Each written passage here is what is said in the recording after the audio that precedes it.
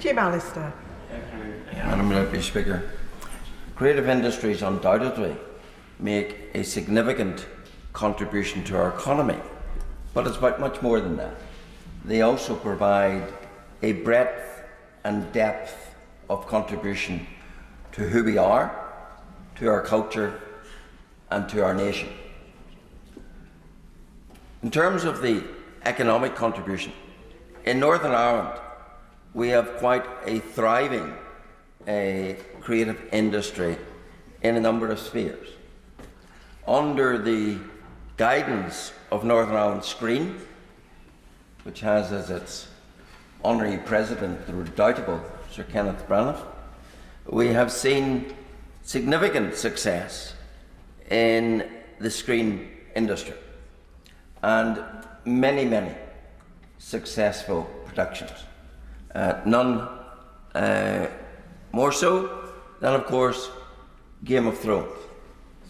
Happily, some of it, quite a bit of it, filmed in my own constituency of North Antrim, both at the famous Dark Hedges, where sadly on Friday we lost 4 of the large trees in the storm, and also filmed at Ballantoy Harbour and other places.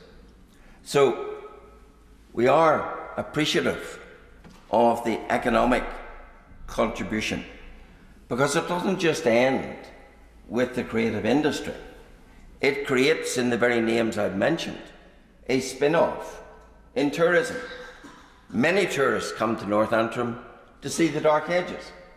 Many tourists visit various locations of filming, and therefore we have that advantageous spin-off from many of the creative industries. So in Northern Ireland, we are happy to have had that benefit. Of course, in Northern Ireland, we also have Jim Shannon, and he, in a manner of speaking, is a creative industry in himself.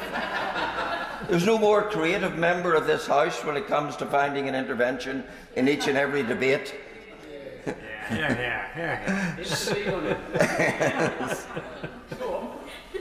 So he's suddenly silent, thankfully. So that's all very good. But the thrust of what I want to say relates to a very niche sector of creative industries. It relates to the craft sector as it applies in Northern Ireland. Now, very often the craft sector is very individual, maybe one person operation, a couple of people, but cumulatively quite important. But we in Northern Ireland have a huge debilitating problem in recent months when it comes to the craft sector, because historically they have secured, unsurprisingly, much of the raw materials from Great Britain. But because Northern Ireland was left behind in the EU single market, we are now subject to the General Product Standards Regulation. And under the General Product Standards Regulation, there are now inhibitions on imports of the raw materials and goods necessary in the craft industry, as well as other. Bigger sectors can more easily withstand, smaller sectors cannot. And what is happening is that suppliers in GB are simply stopping supplying. Why? Because the bureaucracy, the requirements of the GPSR are such that you cannot supply into the EU market, and therefore sadly into a part of the United Kingdom, namely Northern Ireland, unless you have a person living within that perceived EU territory who is, in the words of that, your responsible person. So a business in Great Britain that wants to supply some of the basic elements into the craft sector in Northern Ireland, or indeed to other sectors, has to have someone in place, paid for, in Northern Ireland, and more than that.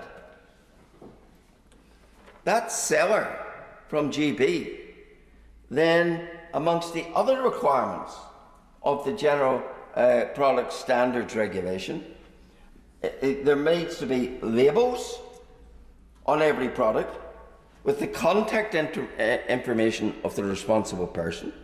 There needs to be labels with the contact information of the manufacturer. This is all about the internal market of our own country. And there needs to be a display of the responsible person's name and contact details, including the postal and electronic address, in online listings. It's no surprise, therefore, with that burden upon suppliers, where the product being produced is not going to a lot of people, it's a small market, it's no surprise, therefore, that they simply say, it's not worth the effort. We will stop supplying. And the loser in that is the Northern Ireland craft sector. And it has got to the ridiculous stage where on some online retailer websites, like Folksy, they have now advised sellers that the UK now excludes Northern Ireland. That's a quote. The United Kingdom now excludes Northern Ireland. Europe, it says, has become EU and Northern Ireland. And Amazon, the Amazon retailers, says on its seller website, from the 13th of December 24, that's when these regulations came in, responsible person requirements will apply to most non-food consumer products offered for sale in the EU and Northern Ireland under the GPSR. It is told its GB sellers that they have all these requirements I've just cited. The labels saying who the responsible person is, how they contact them, who the product came from, etc. So that is crippling, unsurprisingly, that is crippling the staff, the craft market in Northern Ireland. And bizarrely, it has even got to the point where we're told that it includes digital downloads. I have a lady called Alison Evans who runs Zany Crafts UK, has been told that even digital downloads of knitting patterns are covered by the new regulations of the RIC border. Think of it.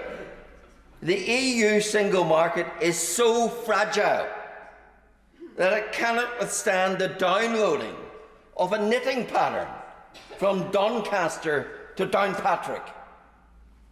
How ridiculous is that? And yet that is where we are in these regulations. So I do say to the Minister, he told us in his speech that this was a government that bulldozes barriers. Well, here, Minister, is a barrier for you to bulldoze with all your might in protection of the craft sector and other sectors in Northern Ireland. And that takes me to the AI controversy. Well, very quickly. I share many of the concerns, but I want to make this point clear to the House. The government has said it's going to be adventurous on AI, but not for Northern Ireland, because again Northern Ireland is going to be subject to the EU's regulations on AI, which are much more restrictive. So once more, divergence, leaving us behind under a separate regime, is going to be the order of the day. There's another barrier to bulldoze.